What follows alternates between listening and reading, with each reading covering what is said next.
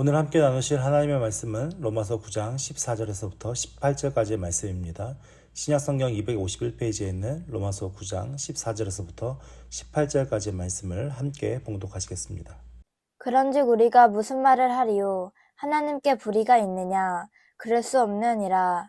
모세에게 이르시되 내가 긍휼히 여길 자를 긍휼히 여기고 불쌍히 여길 자를 불쌍히 여기리라 하셨으니 그런즉 원하는 자로 말미암음도 아니요 다른 박질하는 자로 말미암음도 아니요 오직 긍휼히 여기시는 하나님으로 말미암음이니라.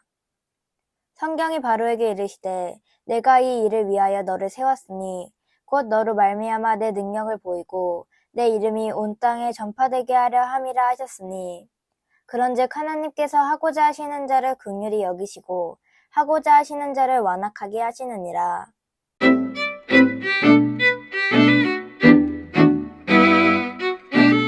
이제 로마서 9장에 들어와서 사도 바울은 자신의 동족들이 가장 잘 예수님을 믿고 그 예수님 안에 구원을 받아서 하나님의 은혜 안에 거할 수 있는 모든 조건이 있음에도 불구하고 예수님을 믿지 않아서 아직도 그들이 죄악 가운데 있는 그 연약함을 안타까이 여기면서 괴로워하고 고통스러워한다라고 말씀하고 있고, 그 다음에 나온 이야기가 하나님께서 그러면은 그 하나님께서 하시는 모든 일이 잘못되었냐? 왜냐하면 하나님께서 이스라엘 백성들을 택하셔서 하나님 나라 백성 삼으려고 하셨으니까. 근데 바울은 그것이 잘못된 것이 아니다. 하나님의 그 나라의 백성은 육신의 씨로 인해서 난 자가 하나님의 자녀가 아니고 하나님께서 약속하시고 택하신 자들을 통해서 하나님 나라를 이루어 가시는 것이다 라고 설명을 하였습니다. 근데 이 이야기를 듣다 보면 누가 기분 나쁠까요? 유대인들이 기분 나쁜 거죠. 왜냐하면 본인들은 아브라함의 후손이기 때문에 당연히 선택받은 백성이고 구원받은 백성이라고 믿었는데, 지금 사도 바울의 논리로 따지면 자신들이 선택받은 백성입니까? 아닙니까? 아닐 수도 있다는 거예요.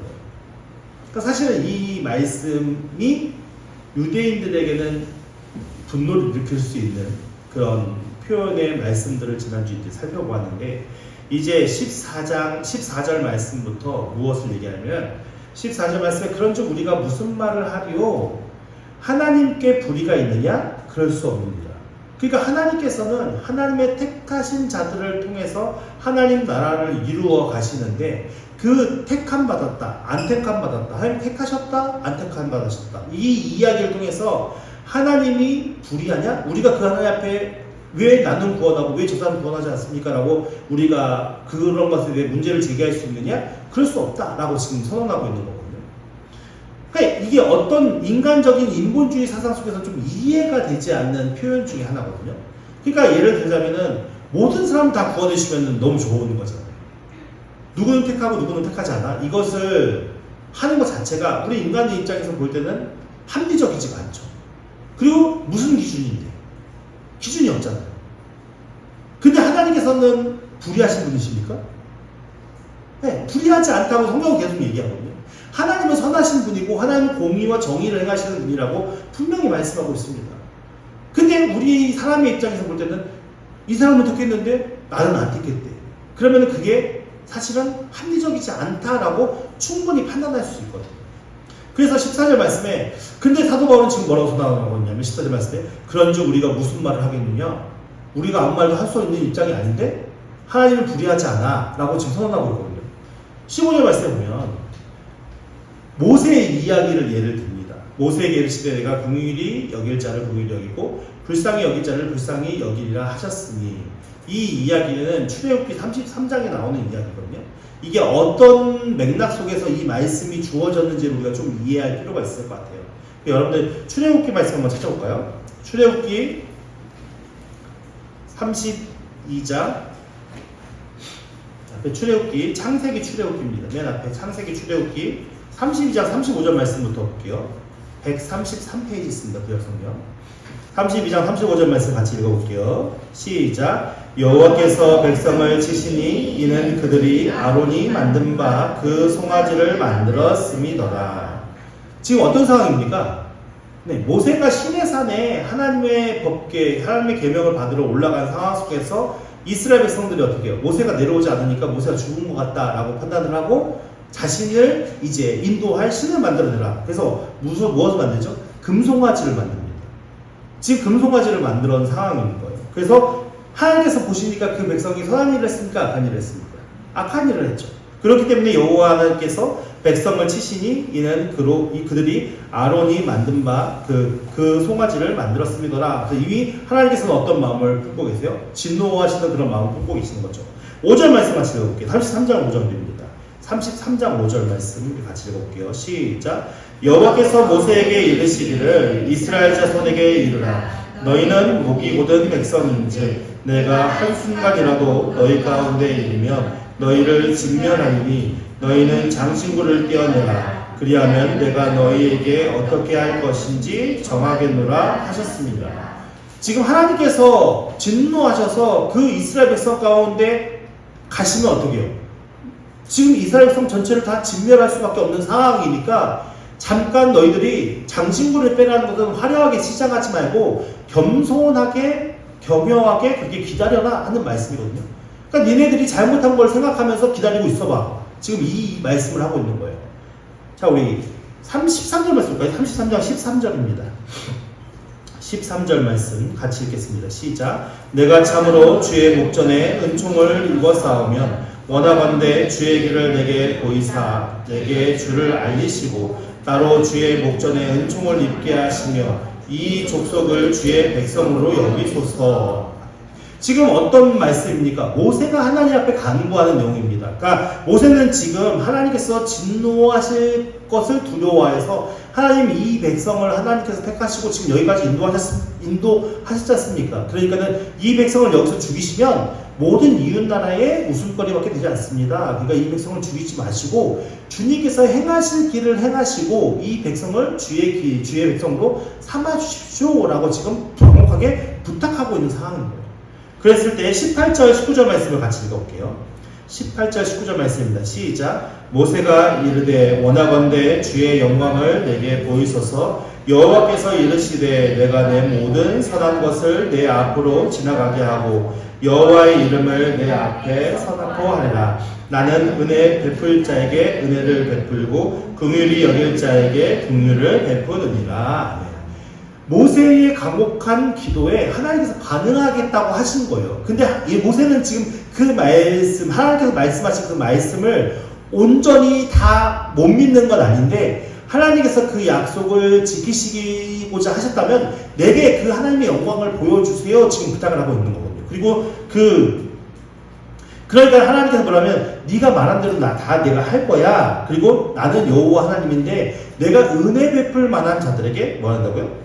은혜 베풀 자에게 은혜 베풀고 긍휼히 여길 자에게 긍휼을 베푸는 자야. 그러니까 결국 뭐예요? 인간의 모든 생사화복과 그에 관련된 택하냐 안 택하냐의 모든 관련된 문제는 누구에게 달려있는 문제입니다? 하나님께 달려있는 문제라는 거예요. 이게 왜 그러냐? 우리가 이해할 건 뭐냐면 우리 인간의 입장에서는 누구를 택하고 누구를 택하지 않는 것이 비합리적인 사고가 생각일 수 있는데 여러분 우리가 만약에 전부 다 멸망받을 존재라고 생각해보세요. 우리가 전체가 다 멸망을 받을, 진멸받을 만한 존재이라면 하나님께서 누구를 건져주시는 게 감사한 일 아닌가요? 그러니까 인간의 악한 마음이 때로는 내가 멸망받는데 쟤는 왜 멸망 안 받아? 이렇게 표현할 수 있겠지만 사실은 보편적인 상황에서 전체 모든 인류가 멸망받아 마땅한 상황 속에서 나를 건져내셨어요. 근데 거기에 대해서 왜 쟤는 안 구하고 나는 구하세요라고 반문할 수 있을까요? 반문할 수 없는 거예요. 사실은 이스라엘 백성의 위치와 상황에 보면 이스라엘 백성들은 지금 무엇하는 거죠? 하나님께서 그들에게 기적과 이적을 행하셔서 출애굽을 시키셔서 이제 가나안 땅으로 인도해 가는 과정의 일들이에요. 근데 지금 어떤 일이 벌어진 거예요? 본인들 스스로 잘못 하나님을 판단하고 하나님의 일을 잘못 판단해서 하나님 앞에 묻지도 않고 하나님에게 따지지도 않고 하나님 앞에 무엇인가 자신들의 그 뜻을 찾으려고도 하지도 않고 자기들이 그들이 살아왔던 삶의 습관대로 자연스럽게 무엇을 만드냐? 우상을 만들어 버린 거예요. 하나님을 다스리고자 약속하여서 하나님 나라 백성이 되기 위해서 지금 출애굽해서 쭉 오고 있는 과정 속에 그 광야의 길을 걸어갈 때 낮에는 구름기둥으로 밤에는 불기둥으로 그들을 보호하시고 지키시는 하나님의 기적과 이적을 끊임없이 보고 와 있고 지금 시내산 앞에 서서 하나님의 임재가 임해 있는 그 산을 보고 있잖아요. 그리고 그들이 지금 그 광야에서 구름기둥이 없어졌네? 불기둥이 없어졌네? 그대로 있잖아요. 그들을 지키고 있었을 거 아니에요. 그것을 모두 다 보고 있는, 목도하고 있는 현장 속에서 모세가 나타나지 않는다고. 장기간 동안 그들의 지도자였던 모세가 나타나지 않는다고 지금 어떤 행위를 한 거예요? 우상 숭배를 하고 있는 거예요. 우상을 만들어낸 거예요. 그 모세를 대신할 신을 만들어내라 하고서 지금 아론에게 협박해서 그 모세, 그 황금 송아지를 만든 거거든요. 이 상황을 하나님이 보실 때는 어떨까요? 하나님 입장에서는 너무 악한 거잖아요. 지금까지 그렇게 많은 이적과 기적을 보여주면서 나를 믿어라, 나를 믿고 내 백성이 되어서 너희에게 참된 평강과 안식을 주기 위해서 내가 지금 너희를 이끌어가고 있어 라고 그 끊임없이 하나님께서는 그 이스라엘 백성들에게 설득하고 있는데 이스라엘 백성이 가진 연약함은 무엇입니까? 예, 계속 끊임없이 얘기해주지 않고 계속 끊임없이 하나님께서 역사하지 않는다면 믿음이 없는 거죠. 그만큼 신뢰할 수 있는 믿음이 없는 거죠. 그러니까 어떤 사람들은 믿음이라는 게 아니 보여줘야 믿고 나타나줘야 믿는 거지 라고 말씀하시는 분들도 있어요. 근데 보여주고 나타나서 믿는 믿음이 진짜 믿음인 건가요? 그건 확인하는 거죠. 믿음이 아닌 거예요. 사실 믿음이라는 것은 우리가 보지 못하고 나타내지 않더라도 아는 거예요. 믿어지는 거예요. 아버지의 사랑이, 부모님의 사랑이 때로는 우리 가운데 막 보여주지 않고 나타나지도 않아도 끊임없이 사랑하시는 부모님들의 그 마음이 내 안에 믿어지고 확실하게 깨달아지는 게 믿음이거든요. 그러니까는 이스라엘 백성들은 마땅히 하나님 앞에서 심판받아도 그들이 그곳에서 진멸받아도 마땅히 대꾸할 만한, 변명할 만한 여지가 없는 그런 상황인 거예요. 그 속에서 하나님께서 뭐라고 약속하시냐 모세에게 내게 은혜 받을 만한 자를 은혜 주고 긍휼을 베푼 자에게 긍휼을 베푸겠다. 그러니까 내가 내 뜻을 행하겠다.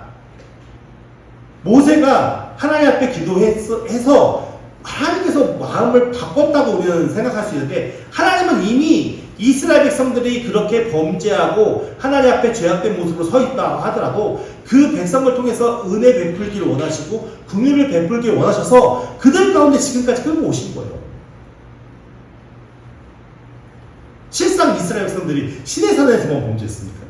그 자리에 오면서 얼마나 많은 불만불평과 많은 하나님을 대적하고 하나님을 배신하고 하나님을 외면하는 그런 많은 행위들이 있었습니까? 그럼에도 불구하고 하나님 계속 무엇을 베풀어주세요? 은혜를 베푸시고 긍휼을 베푸셔서 그 백성들을 이끌어오시거든요. 지금 사도 바울이 이 말씀을 하고 있는 거예요. 모든 인류는 우리의 모든 삶의 존재에 있는 사람들은 자신이 범죄한 죄로 말미암아 당연히 마땅히 심판받아 마땅한 존재들이 우리가. 근데 그 속에서 하나님께서 무엇을 하냐? 우리 한 사람 한 사람을 택하셔서 은혜 주시고 구원의 길로 역사하시고 계시는 거예요. 그래서 사실 우리는 누가 구원받는다? 아무런 대꾸할 이유가 없고 거기에 비판하거나 비판할 자격 자체가 없는 거예요.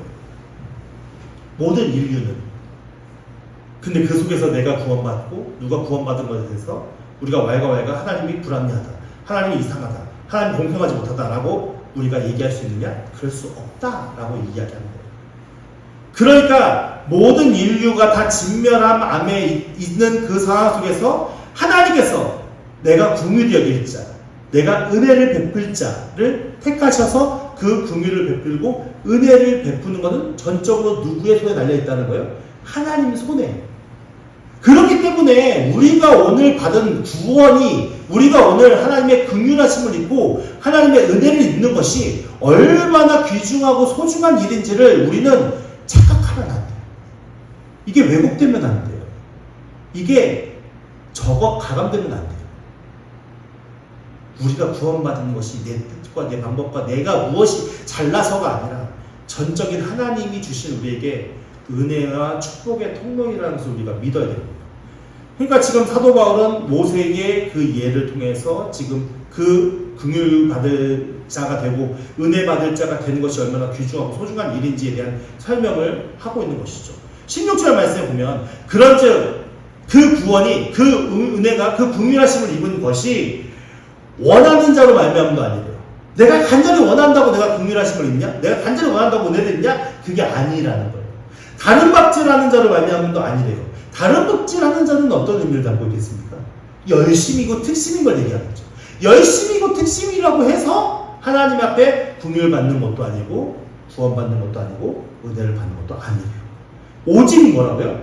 긍휼히 여기시는 하나님으로 말미암은 이래요. 그러니까 오늘 우리에게 긍휼을 주시고 긍휼함으로 인하여서 구원함을 주시고 우리에게 은혜를 베푸셔서 우리가 믿음의 길을 걸어가시는 모든 것이 하나님의 주권적인 역사하심 안에 이루어진 일인데 우리가 뜻하지 않게 사고로 인해서 교통사고로 인해서 아주 위험천만한 그런 상황 속에 누군가가 나를 팍 밀어서 건져줬다고 생각해보세요. 근데 거기 왜 나를 구했어? 라고 화낼 사람이 있어요. 아무도 없잖아요. 그러면 그 구원함을 받은 사람은 어떤 마음으로 살아갈까요? 내게 또 한 번의 기회가 주어졌다 해서 그것으로 인해서 더 자신이 선한 영향력을 끼치고 살아가는 게 마땅히 인간이 가져야 할 양심이고 도덕적 마음이잖아요. 그렇다면 오늘 우리가 하나님 앞에 구원받은 백성들로서 어떤 마음으로 하나님 앞에 서야 될까요? 그 하나님이 내게 구원함을 베푸신 그 은혜에 감사하며 감격하며 기뻐하며 찬송함으로 하나님께 영광 돌리는 삶을 살아가는 게 마땅하겠죠. 그것이 마땅히 우리가 해야 할 일들인 거예요. 근데 보세요. 오직 긍휼히 여기시는 하나님으로 말미암은 마음이라고 하죠. 그러니까 우리에게 구원을 베푸신 게 누구의 마음이라고요? 하나님의 마음. 그러니까 제가 예전에 동방정교회 초대교회의 그 글보들은 그렇게 기도했잖아요. 주여 우리를 불쌍히 여기소서. 사실은 우리가 하나님 앞에 섰을 때 그런 마음으로 서는 게 맞는 거예요. 주여 우리를 불쌍히 여기소서. 우리를 긍휼히 여기소서. 왜 그러냐? 17절 말씀에 모세의 예가 있었죠? 이제 누구의 예를 듭니까? 바로의 예를 들어요. 그러니까 성경이 바로에게 이르시되 내가 이 일을 위하여 너를 세웠으니 곧 너로 말미암아 내 능력을 보이고 내 이름이 온 땅에 전파되게 하려 함이라 하셨으니. 자, 이 이야기는 출애굽기 9장 16절 말씀이거든요. 출애굽기 9장 16절 말씀을 같이 한번 찾아볼게요.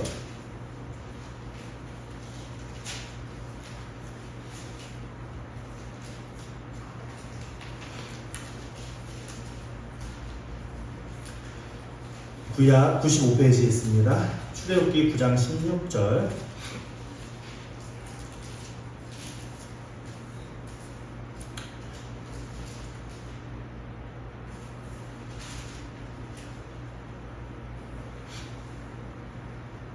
출애굽기 9장 16절에서 같이 봉독합니다. 시작. 내가 너를 세웠으면 나의 능력을 내게 보이고 내 이름이 온 천하에 전파되게 하려 하셨습니다. 지금 이 말씀을 이 말씀만 보면 좋은 의미인 것 같아요? 나쁜 의미인 것 같아요? 어떤 의미 같으세요? 자, 보십시오. 내가 바로에게, 하나님께서 바로에게, 야, 내가 너를 세워왔어. 근데 그 너를 세운 것은 나의 능력을 보여주기 위함이야. 좋은 의미 같잖아요. 그리고 내 이름이 온 천하에 전파되게 하려고 그래. 너를 사용해서. 근데 지금 바로는 좋은 의미로 사용되고 있나요? 사도 바울처럼 사용되고 있나요? 아니에요.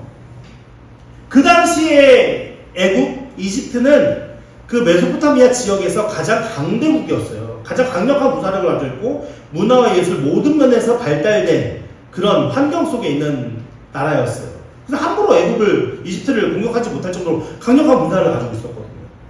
근데 그곳에서 종생활을 했던 게 이스라엘 백성들의 삶이에요. 그리고 그 바로는 그 이집트 애굽의 왕이에요. 가장 강력한 군사를 가지고 가장 강력한 나라였던 그 나라의 왕이에요. 근데 하나님께서 그 바로를 택하시고 세우셔서 그 바로를 통해서 하나님이 하시는 일을 행하시고 그 바로를 통해서 하나님의 이름을 전하겠다고 하거든요. 나중에 이 출애굽 과정 속에 이스라엘 백성들이 그 출애굽하는 과정 속에 우리가 모두 알고 있지만 하나님께서는 이집트 애굽에게 10가지 재앙을 내리시고 결국은 그 이스라엘 백성들이 출애굽하는 과정 속에 홍해가 갈라지는 기적이 일어나고 그 홍해가 갈라질 때 애굽의 부사들이 같이 이스라엘 백성들을 잡으러 오지만 그 홍해에 수상되면서 많은 군사를 잃게 되는 모든 과정들을 우리가 알겠잖아요. 근데 나중에 이스라엘 백성들이 여리고를 쳐들어 갔었을 때 여리고에서 누구를 만났죠?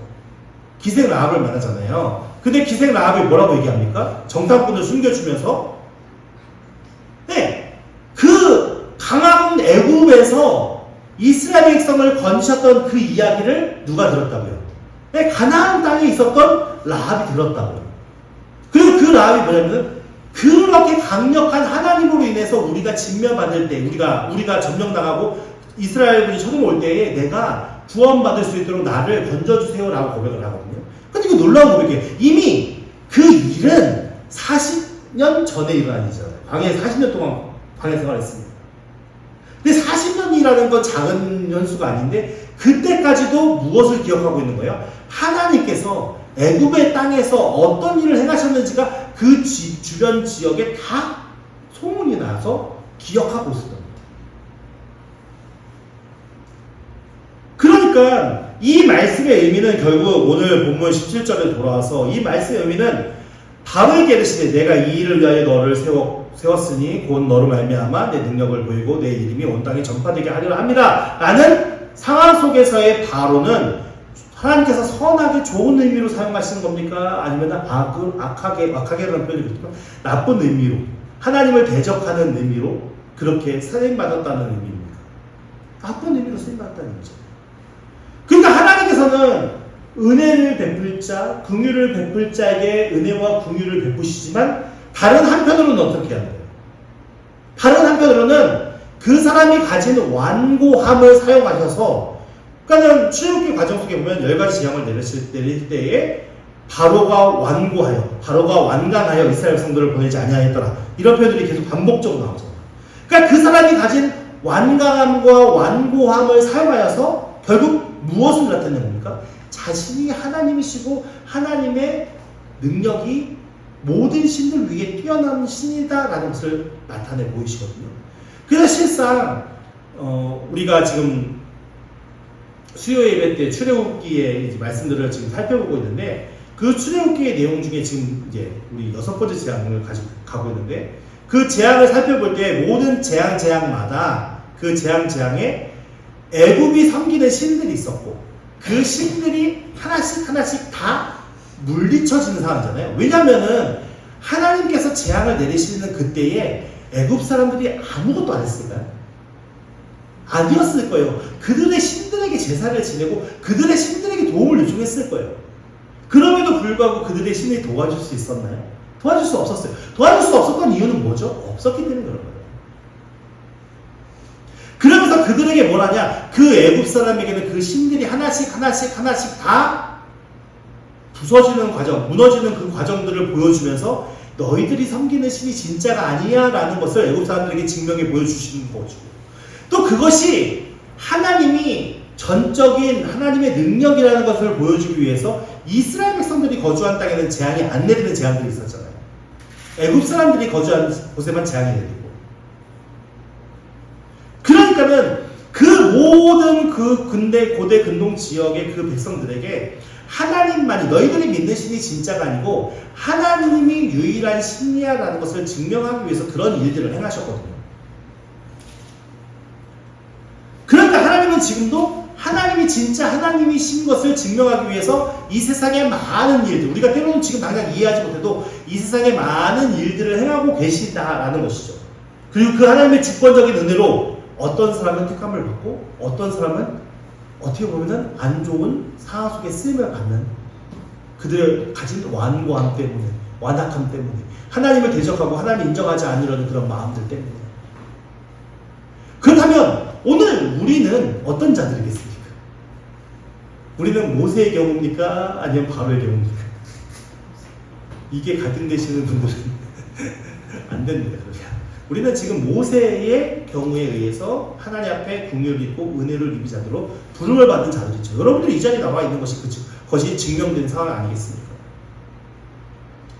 그렇다면 우리가 이제는 하나님의 택하신 백성이라면 우리가 이제는 어떤 마음과 어떤 삶의 모습으로 우리의 삶을 세워가야겠습니까? 여러분, 우리가 정말 값없이 주어진 하나님의 은혜가 값없이 주어졌기 때문에 아무리 대가 없이 주어졌기 때문에 무시당해서는 안 되고 그것이 그 사랑과 그 은혜가 희석돼서는 안 되는 것입니다.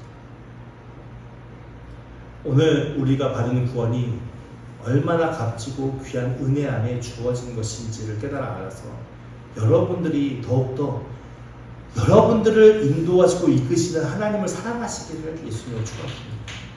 이스라엘 백성들처럼 상황에 따라서 불만불평하고 상황에 따라서 우상을 만들어내고 상황에 따라서 하나님을 대적하는 자리에 서는 것이 아니라 오늘 우리가 그 이스라엘 백성들의 역사를 교훈으로 삼아서 어떠한 상황에도 주께 감사하며 어떠한 상황에도 주께 기뻐하며 어떠한 상황에도 주께 예배하는 자들로서 그냥 타성에 젖은 예배와 타성에 젖은 섬김과 타성에 젖은 헌신이 아닌 진짜 우리의 마음 중심으로 하나님 앞에 드려지는 은혜가 있는 저 여러분들의 삶이 되기를 예수님의 이름으로 축원드립니다. 그것이 하나님이 기뻐하시는 것이죠. 그것이 우리가 하나님 앞에 드릴 수 있는 최선입니다. 여러분, 억만금을 바치는 게 중요한 것이 아니에요. 우리가 모든 것을 하나님께 바치는 게 중요한 것이 아니에요. 내 마음 중심을 하나님 앞에 드리는 것이 가장 중요합니다. 그래서 과부의 두 랩돈이 예수님이 칭찬하셨던 이유가 거기에 있지 않습니까? 오늘 우리는 하나님 앞에 어떤 걸 드리고 있습니까? 하나님 앞에 어떤 마음으로 나아가고 있습니까? 믿음으로 승리하는 저 여러분들이 예수님을 축원드립니다.